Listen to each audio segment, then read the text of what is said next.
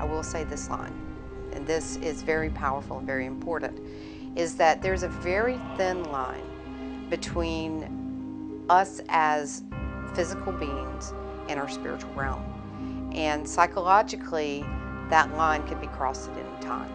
You can use them. Some people think that it's for entertainment purposes, but they are known to open a portal, and you never know what you're going to open. So, you never know. You could be opening Pandora's box. You really don't want to use them at all. Stay away from them. When you open up these vortexes and invite spirits in, you don't know what comes. And if you don't have any boundaries or control, you also don't have any way to stop it.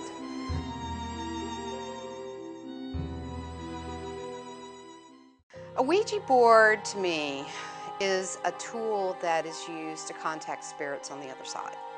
Ouija boards have been viewed very negatively by a lot of the high-end paranormal society groups. A lot of people just don't put any stock in them at all, but a lot of them just tell you not to use them for any reason whatsoever. So if you were told that you were going to be killed on such a day at such a time in such a manner, why wouldn't you try to avoid that situation?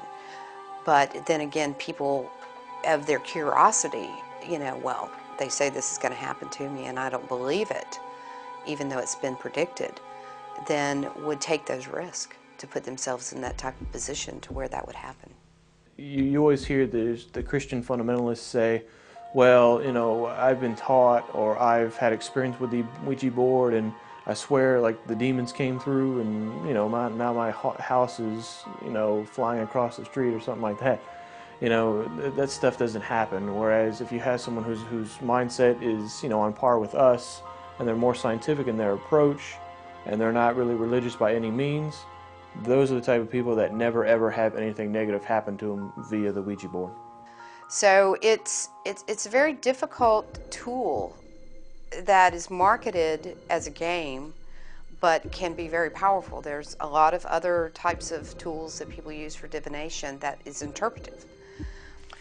It's all about money. The bottom line is that anything, and also in media, anything that's scary, anything that is daring, anything that is challenging to people, that's unusual, that people feel is kind of scary thing, it's a moneymaker. A Ouija board as a tool of divination, and that is one of my concerns about it, is it can be extremely specific, even more so than other tools of divination, because it spells out information directly to the participant, the person that is asking the questions. Personally, I don't really believe in them that much. However, we were doing an investigation, one of my first overnight investigations, and we were at the St. Augustine Old Jail, and we were there through the night, and two of the girls in the group were doing the Ouija board. I was taping them with my handheld camera, and something grabbed my arm. I went flying. I didn't even hit the ground. I was out of the cell before I hit the ground. I was out of there so fast. I didn't want to go in there anymore, and the rest of the group wanted me to go in and try to reconnect. That was what was trying to connect with me. I didn't want to have any part of it. None.